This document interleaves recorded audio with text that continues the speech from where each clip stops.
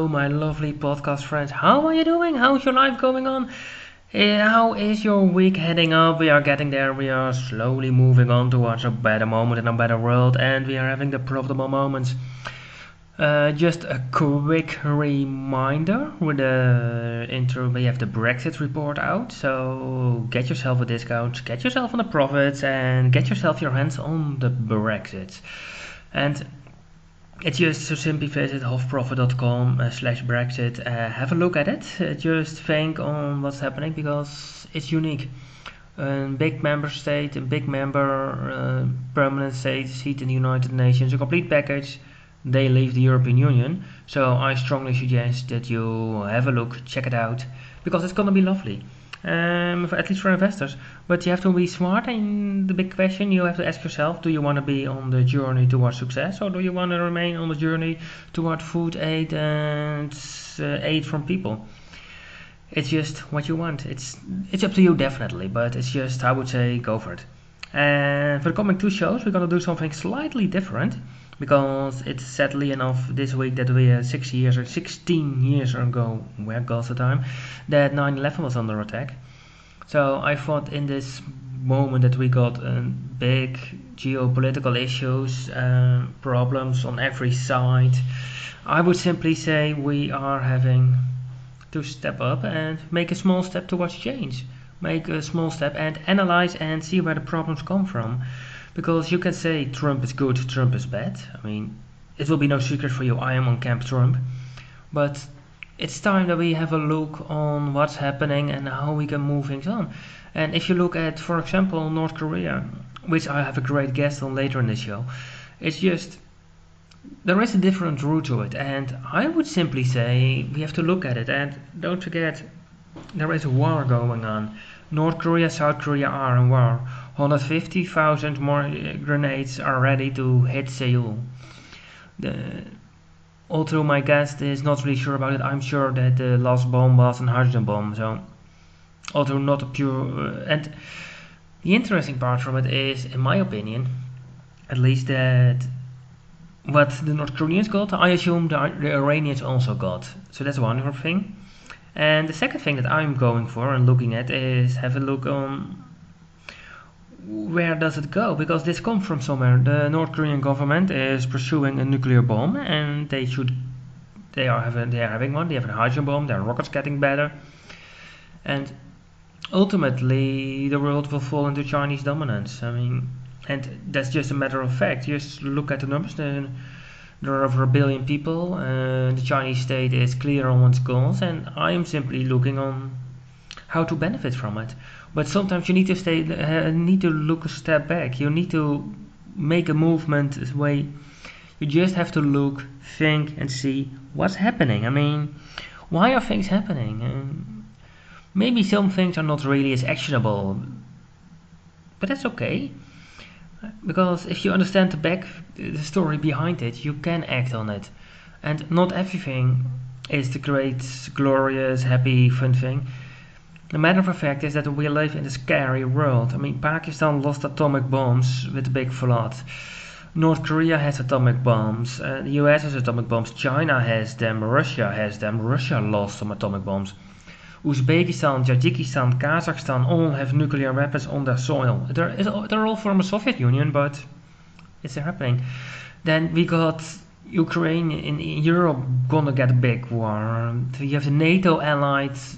You had in China and India with North Korea rallied with Russia. It's bloody scary in my opinion. It's just we need to take a step back. We need to have a look. We need to think what's happening, and we need to see how to move the ball forward. What we need to do is see what's happening, why are things happening, and how can we get it out, and how can we benefit from it. Having that said, I sincerely hope you enjoy the show, you enjoy the interview. Please follow the podcast and share the episodes. And the reason I say so is that I want my listeners base to grow, and it's time to get some growth in. But it is not, look, I mean, this morning North Korea launched their rockets. It's a proof they are doing something. And they are talking about sanctions from the United Nations. But what people forget is that embargoes and sanctions from the UN work only in 30% of the cases. So it is a very ineffective thing. 70% of the cases it's not working. And it was Putin, and I think he is right that the North Korean they will go and to eat grass rather than giving up their nuclear program. And if you look at what's happening in the world, I don't agree with it, but I can understand it. I mean, why not simply put down the weapons? Simply say, we are not killing each other, we are not doing a war, we are going to talk peace. I mean, the West is over in my opinion, so why bother with it anymore? Why mock on the West?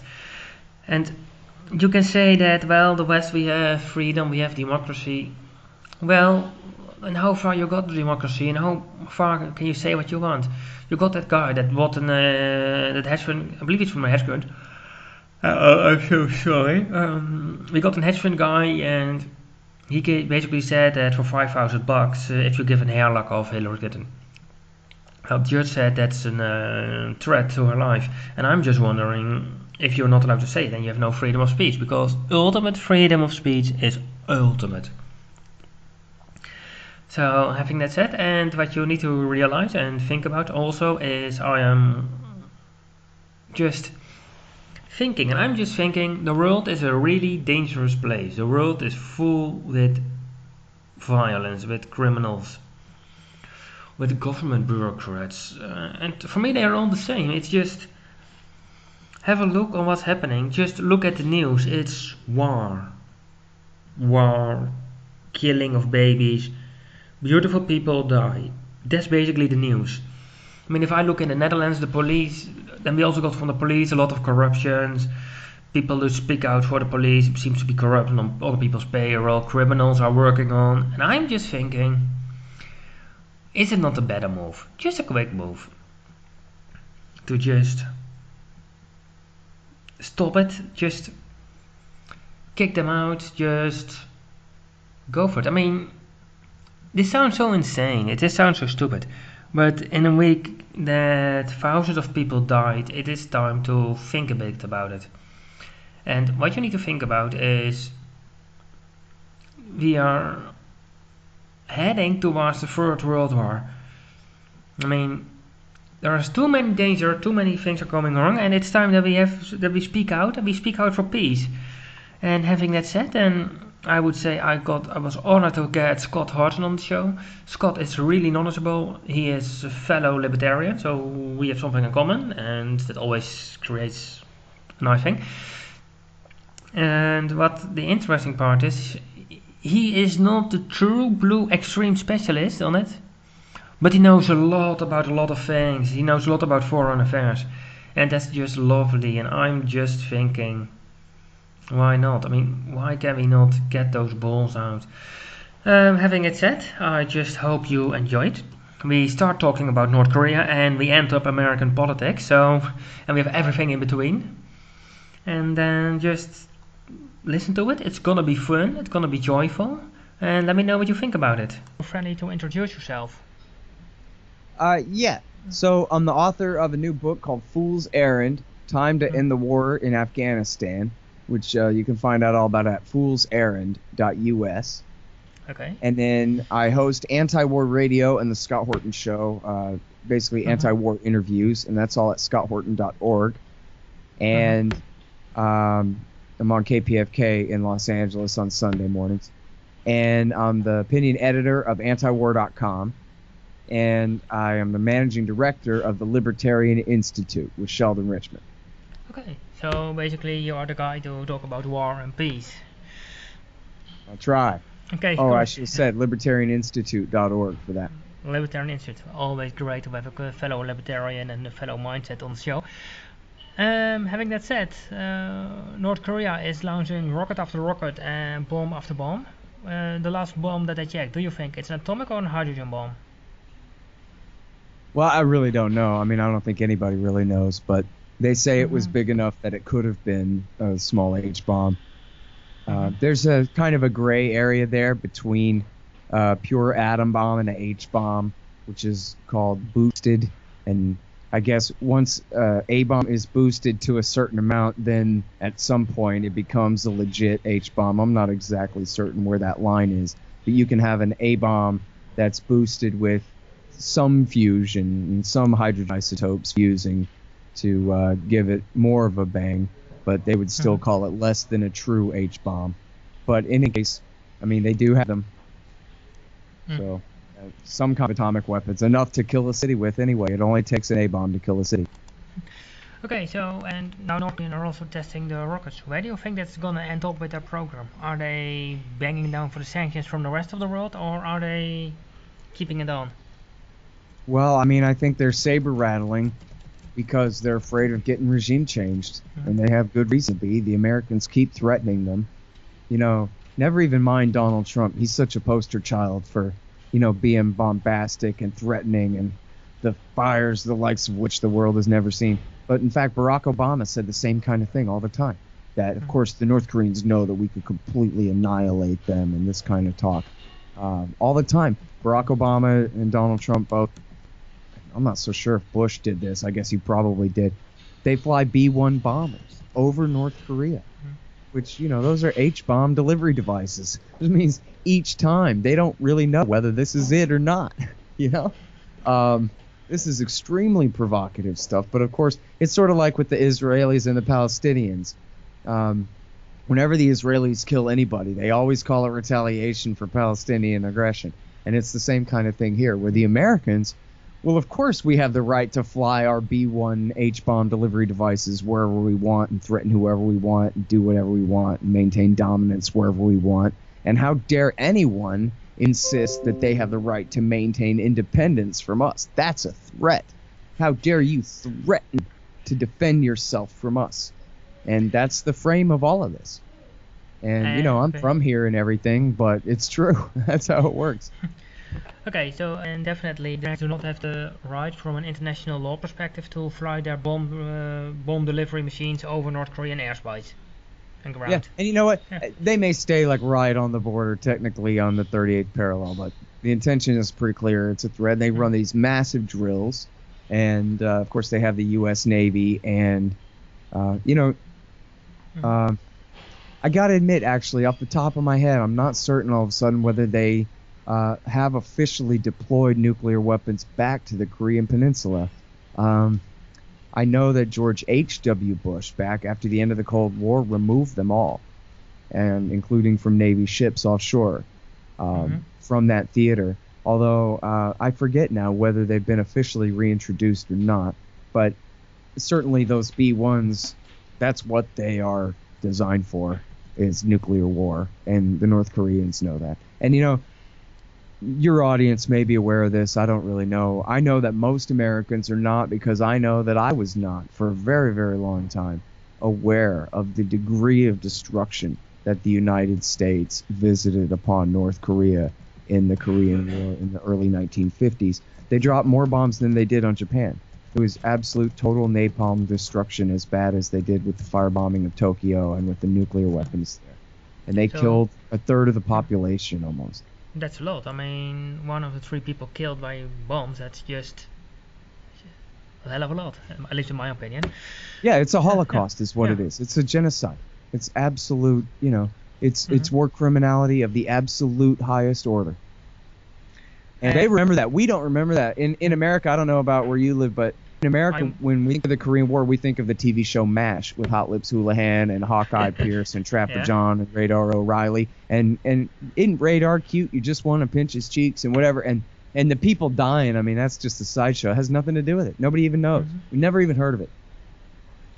So, and when do you think that is going to end? I mean, officially North Korea and South Korea are still in war, but when is it going to end? You know, I really don't know. I mean, to me, I don't have anything optimistic to say. You know, I don't want to like predict the worst and be alarmist either. I mean, I really think that the status quo is going to hold.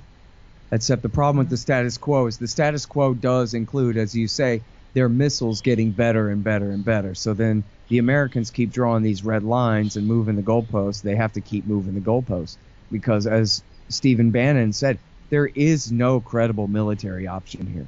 I mean, even if America hit North Korea with everything they got to start the war off in the world's most spectacular and most successfully planned shock and awe campaign to take out all their artillery and all of their rockets and all everything, they still have a 1 million-man army, and they still would have so many surviving cannon to level Seoul with and retaliate with. There's the Pentagon, they've played this war game over and over again. The capital city of South Korea is right there next to the border, within range.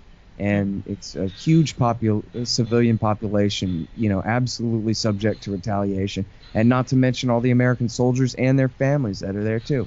So, in other words, to me, the real question is the discrepancy between what's going on and what could be done instead. When in fact, America could really end this. And it sounds like utopian or hippie or whatever, but it's actually not. It's completely conservative and reasonable for America to say, you know what, we want to end this war. We want to open up official peace talks. Right now we only have a ceasefire from the end of the war in 1953. We have a ceasefire. We need an official peace treaty and an end of the war. We will be happy to lift all our sanctions and give you a security guarantee. That means a promise not to attack. As long as you, at least cease the atomic weapons program and maybe give it up. And here's something too. And I see this all day with the echo chamber media where people say, we're going to have to attack North Korea. We have no choice. They're driving us to it. What are we going to do? And all of this. And yet they completely ignore, in fact, they're probably almost entirely ignorant of the fact that the North Koreans have said, we will negotiate even our possession of nuclear weapons. We will negotiate our continuing weapons program to start. As long as you guys be willing to call off annual exercises that are basically preparations for invasion. And as long as you guys will, in other words, and you can read all about this at The Intercept, Jonathan Schwartz has written a couple of great articles, that their demands are perfectly reasonable, right? They're not saying give us a bunch of welfare, do anything. They're basically saying, listen, if guys will back off, we will back. They keep in it. And TV goes, oh, they're crazy. They're crazy. No, they're not. Why would they be crazy? They're military men and, a 35-year-old, dictator guy. But who says he has mental problems, right? That's just a lie. That's what it is it should be to everyone's ears. An absolute blatant lie. It's a shoddy excuse for we refuse to negotiate with him because we accuse him of being too irrational to negotiate with. But that should be revealing as to who's the real guilty party here. One is the dictator of one of the poorest countries in the world. The other are the lying, H-bomb possessing by the thousands world empire that always gets their way or else. Okay, so basically you say that there is a solution possible, but then the US should simply say peace talks and get a solution and get peace. That's right. Yep. Let's open up trade. Let's be friends. We'll send our orchestra. You send yours. We'll send our basketball teams. You guys clap. It'll be badass. Everybody will love it. It sounds too. I mean, that's how we defeated communism in China. I mean, China is still ruled by the Communist Party Politburo, but they haven't seen communism since 1975. And that's because, basically America said, hey, you know what would be better than all y'all starving to death? What if we opened up trade? And then Deng Xiaoping said, to get rich is glorious. And blam. Now, it is a fascist country. It's not a free country. I'm not saying it's a free country, but it's a prosperous country compared to what it was when Mao Zedong had reduced them to basically caveman level, stone or bronze age subsistence, starving to death by the tens of millions under real communism. So, if you want to help the people of Korea, it's the same thing with any time you hear the American government talk about how much they care for the local population of the country they want to attack, how they care more for those people than the local dictatorship does. Well, we already see how to undo it, right? You win more you get more flies with honey. You just go over there, and what do the North Koreans have to lose if we say, let's be friends? The Americans, the other side of that argument is, nuh-uh, because the North Korean government is going to collapse any minute now as long as we keep the pressure on. But you know what? They've been saying that since the day the Soviet Union fell. Christmas 1991, like that afternoon, the Americans said, "Ooh, North Korea is going to fall any day now." Yeah. That was 26 years ago. So we're going to have to figure out something else. Like, how about we just drop all our threats and try to be friends? But I got another counterpoint to that, which is it's in the LA Times, where I couldn't believe they wrote this. Really, it's pretty revealing, not just what they wrote, but that they decided to publish this in the Los Angeles Times, as though this isn't shameful. This isn't a secret. This isn't the dark kind of shadow choices being made. This is the reality right here in broad daylight. Check it out. Here's the problem, they said. We could make peace, but then we wouldn't have the threat of North Korea to hold over the head of South Korea and Japan. And if we can't threaten South Korea and Japan that they would be in danger from North Korea without our protection, well then, they might spin off and declare independence from the American empire. And God help us, they might even fall under the sway of Chinese dominance instead of American. And so we must, like Monty Python, we must fight to keep Japan American. And we keep Japan American by keeping them threatened by North Korea. Which reminds me of a topic, a Newsweek article for Reed Zachariah, the current CNN host, that he wrote back in 1997, I was. And he said, if Saddam Hussein did not exist, we would have to invent him. He is the linchpin of our foreign policy in the Middle East. In other words, hey, Saudi, if it wasn't for us, Saddam would get you. Hey, Jordan, if it wasn't for us, Saddam would get you. Hey, Israel, if it wasn't for us, Saddam would get you. Whatever. And so it's really the same. It's the same game that they play with the Russians, right? Hey, all of Eastern Europe, if it wasn't for us, Putin would get you. And they got to manufacture these enemies, partially just to keep their allies in line. So basically you say that peace is possible, and like if peace would happen, then it's very likely that Japan and South Korea would go more in the Chinese influence, which ultimately will happen because they are pretty close by, and with over 1 billion customers, you have something. I'm not really making my pronouncement about the future there, but I'm saying that's what these policymakers say is their worry. That if we don't have North Korea to threaten South Korea and Japan with, that they will declare independence from us and go their own way and more toward China. I don't care either way. The hell do I care if Japan is friends with China? Know? Yeah, but what would the United States have to lose if Japan and South Korea become friends with China, which makes sense. Well, that's a good question, right? Yeah. That's the question. The American people have nothing to lose, but the U.S. government loses power and influence. Our politicians have very different interests than the national interest.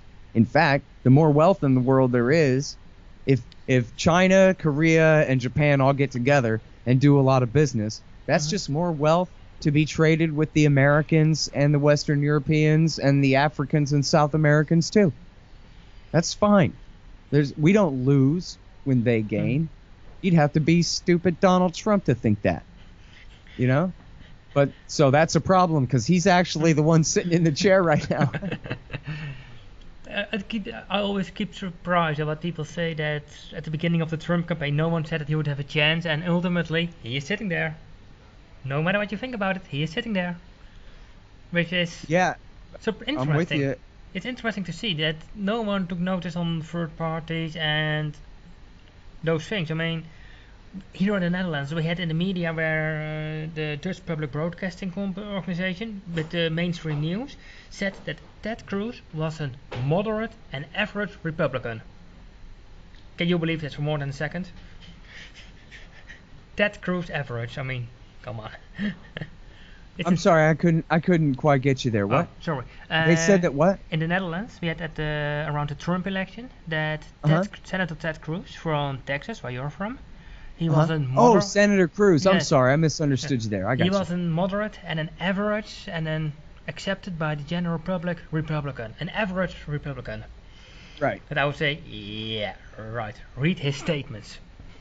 Right. No, I'm with you. What happened there was, I had said for years it's going to be Jeb. It's going to be Jeb. It's going to be Jeb, because who could stop him? There's nobody else in the Republican field that can touch him. And then when Donald Trump got in there, I was like, well, I don't know. I mean, the guy's such a boob. He'll probably end up screwing it up. But then Jeb was, first of all, just absolutely horrible, right? And I mean, he had no redeeming qualities at all. He was just stuttering and making excuses all the time and failing all the time, trying to figure out what he's supposed to say all the time. And then Trump called him low energy. And then what happened with me was I saw the Dilbert cartoonist, Scott Adams, on CNN. And he said, you people see a clown, but I see a master communicator. And I'm not so sure Trump's a master communicator, but I would say that the thing that really impressed me that Scott Adams said was about the linguistic kill shot. That an insult from Trump is not just an insult. It's a linguistic kill shot, which means that when Trump called Jeb low energy, it was a very unique insult. Nobody has ever been called that by anybody before, right? That's not from a movie. That never happened before. Low energy. What a weird thing to call somebody, right? And yet it just fits Jeb so perfect. And even if Jeb tries to step it up, then that just reminds you how low energy he really is now that he's trying so hard to not sound so low energy. And it just stuck to him like a tattoo on his face. There's nothing he could do about it. And, of course, low energy also is like a synonym for impotence, right? I mean, Trump was basically saying this guy can't even pleasure his wife. He's supposed to be the leader of the nation. And once Trump was willing to go that far, then that was it. I mean, there was no way that Jeb could come back after that. And then it's just like you're saying about Ted Cruz. You go down the list. Who do you got? You got Rand, Ted Cruz, Marco Rubio. I mean, all of these guys are half of Jeb Bush. And Jeb Bush just got crushed. So at that point, it was clear. I mean, that was 2 years ago. You know, this time, 2015, it was clear. Jeb is toast, and there's nobody else on the list. It's going to be him. And then Hillary, of course, is doomed to lose. She would have lost even to Jeb. And she's absolutely horrible. And in fact, I even knew that way back in 2014 when her second book came out from her time as Secretary of State.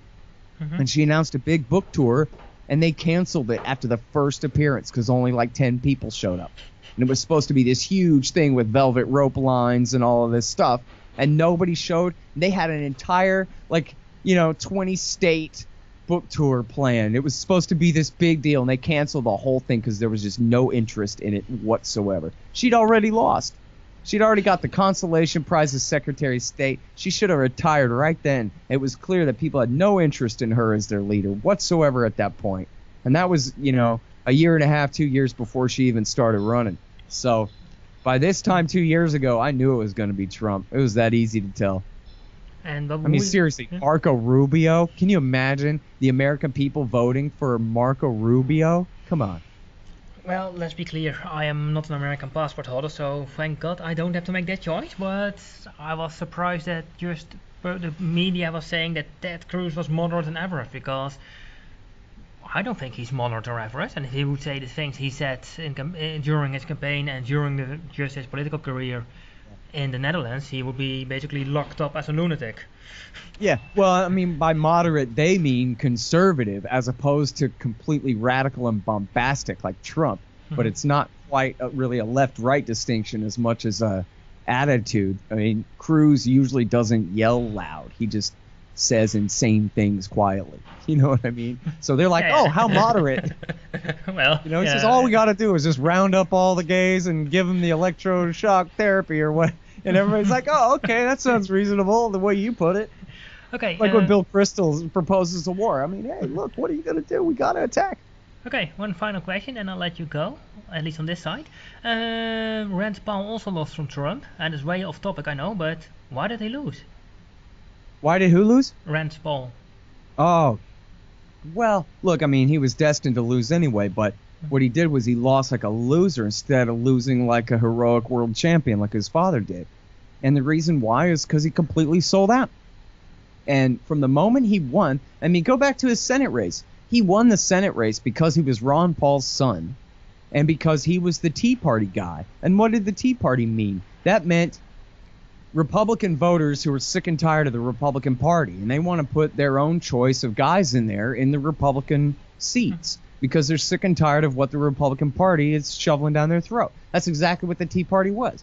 And they're the ones who put him in there. And then from the moment he joined the Senate, he started running to go and hide behind Mitch McConnell's skirt and become as mainstream as he possibly could, and he wore his ambition absolutely on his sleeve. He's a brand new freshman senator, and he turns around, he endorses Mitt Romney for president when his father was still technically in the running at the convention.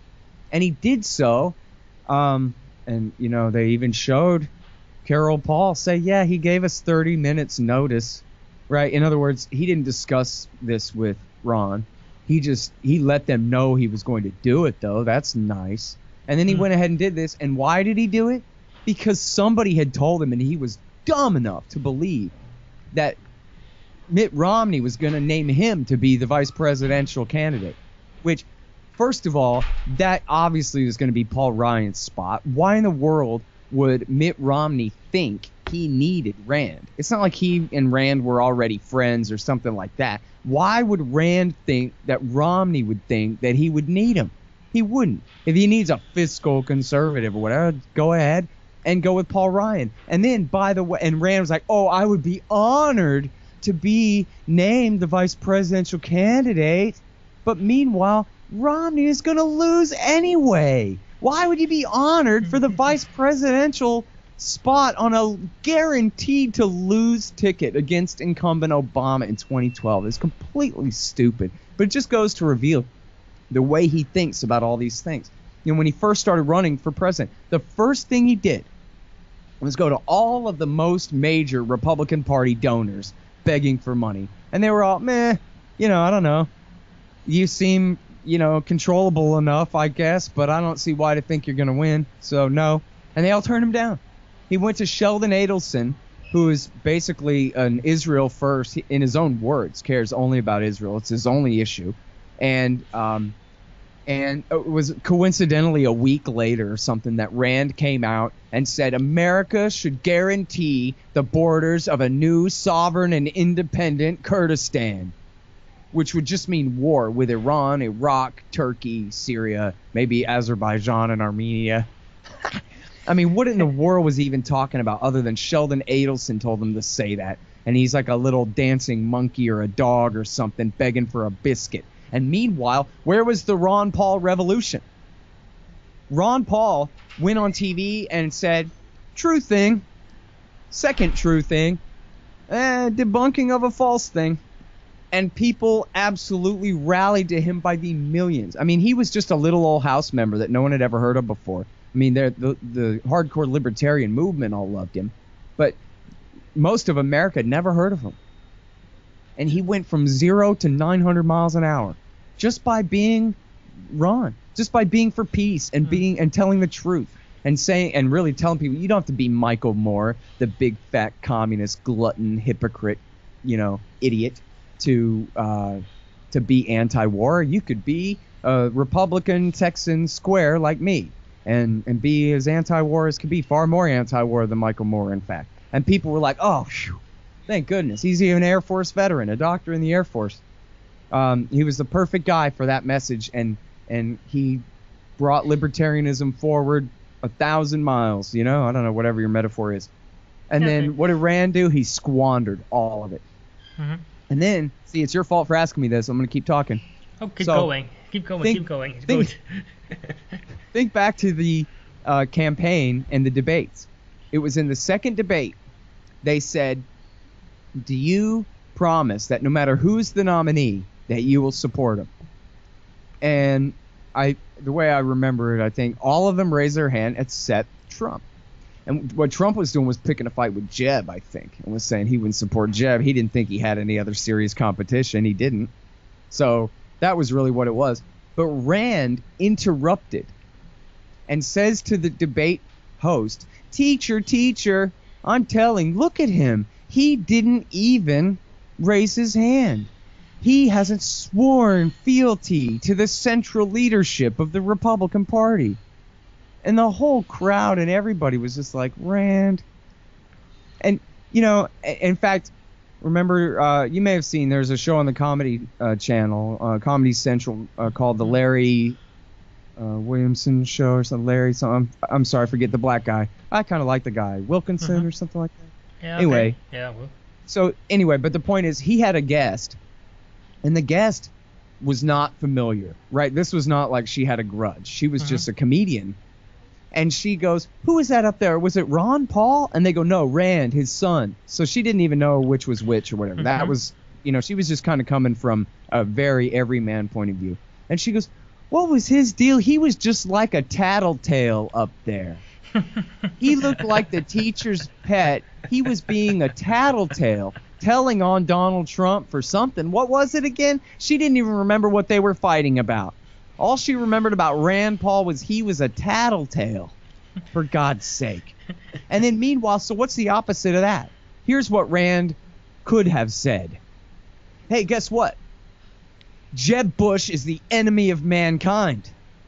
And this is really a two-man race, and everybody knows it. It's me versus Donald Trump, because nobody supports Jeb Bush. He ought to go home right now. He's the brother of George Bush, the guy who ruined everything, the guy who gave us Barack Obama, the guy who's the worst in the world. You can't live that down. You try to hide your last name with your crappy one-word slogan. Beat it, Jeb. Go home now.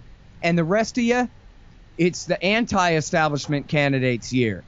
And I may be a senator, but I'm the son of a Paul. And he may be a businessman and not a senator or a governor, but he's a billionaire from New York.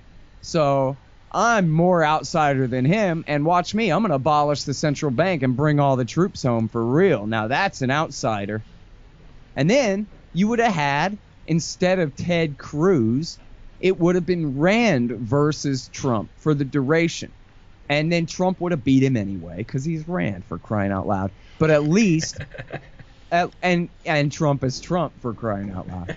But at least he would have been doing the right thing, and at least he would have had his head on straight about what race he was even in. He really thought that this was the year of the guy who can be the most like Jeb Bush to win the nomination? I mean, if that was true, wouldn't people just vote for Jeb?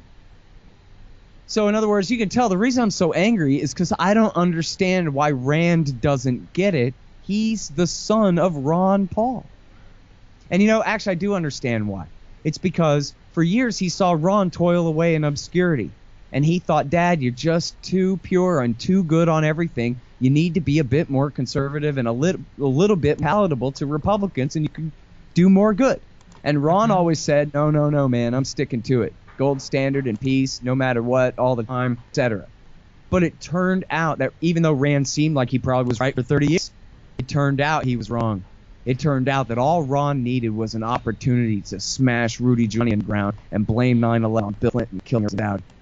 And once he did that, blam, he was a global superstar. He spread Ludwig von Mises to the steppes of Central Asia with just a recommendation. He changed the world forever. All he needed was a camera on.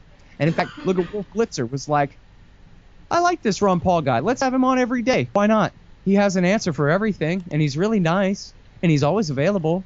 And so all of a sudden, Ron was just this huge thing. And so Rand, it totally makes sense why Rand thought that his father should have always been more moderate, more conservative, more get along, go along, get further. But he should have learned the lesson of 2007 that actually, apparently, no. There really is a market for this kind of radicalism. There is a market for real end to cronyism and a real free market where even the big guys are free to fail, right? And there is a constituency for people who are not Michael Moore, big fat millionaire communist hypocrites who want to bring all the troops home. And he missed the boat so bad it's like biblical. I mean, if you think about the win that he stole from Ron Paul's sails to then just go and wreck the ship into the rocks like this, it's just a catastrophe. I mean, I could not possibly find the words in English to express how disappointed I am. Okay. And then we leave it for here. Oh well, what do you say about that one? I mean, what do you think about all the things that Scott said? I mean, he is very knowledgeable and basically he blames George W. Bush for getting us Obama, gives us great political insights on the way it goes in the United States. So it's really interesting to see, and I was really happy to have him on because we got all that great insight, ideas, and things happening. It's just so lovely. But let me know what you think about it. You can send me a tweet. You can tweet me at Lodewijk. You can leave a comment below. And that's it for today. And the next show is gonna be about Afghanistan. Always fun. Same thing. It's just me to think about what's happening, and that's why I got it on. And before I let you go, because definitely I'm taking quite some time of you, I will let you go, but with some comment. I'm gonna interview John Rubio. He is from dollarcollapse.com, and I would simply say that if you are interested, let me know what your question is, because the show is for you. We're gonna do some interviews, we're gonna do some questions, and it's gonna be great, fun, and joyful. So simply leave me a message and get the ball and let the moments of fun out. I talk to you later and talk to you next time. Cheers!